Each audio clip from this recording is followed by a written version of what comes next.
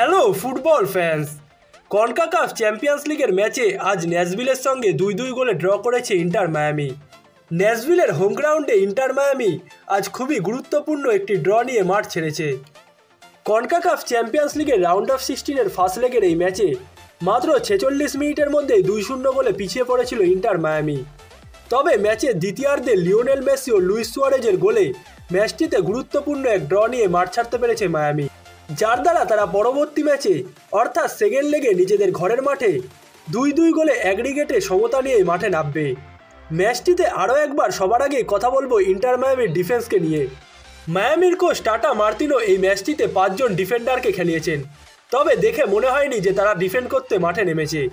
ম্যাচের শুরুতে inter Miami যে গোলটি খেয়েছে সেখানে ডিফেন্ডার বলতে কেউই ছিল না। ম্যাচের মাত্র 4 মিনিটের মধ্যেই ন্যাশভিল মায়ামির বক্সের ভেতর আক্রমণ শুরু করে।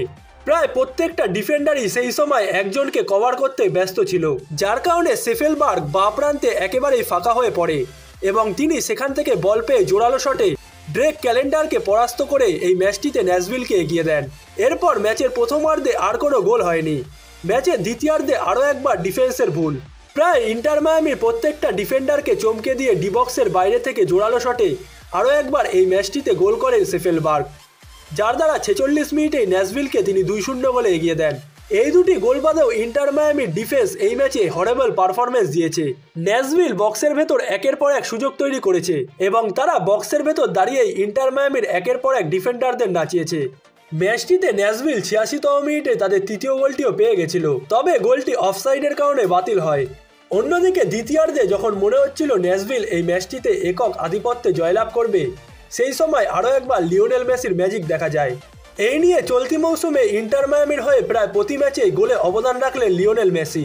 ম্যাচের 52তম মিনিটে লুইস সুয়ারেজের পাস ধরে ডিবক্সের বাইরে থেকেই দুর্দান্ত এক শটে লিওনেল মেসি বলটি জালে জড়ান, যার মাধ্যমে ম্যাচে ফেরার আভাস দেয় ইন্টার মায়ামি। এরপর খুব দ্রুতই ইন্টার মায়ামি ম্যাচে তাদের সমতাসূচক গোলটাও পেয়ে যায়।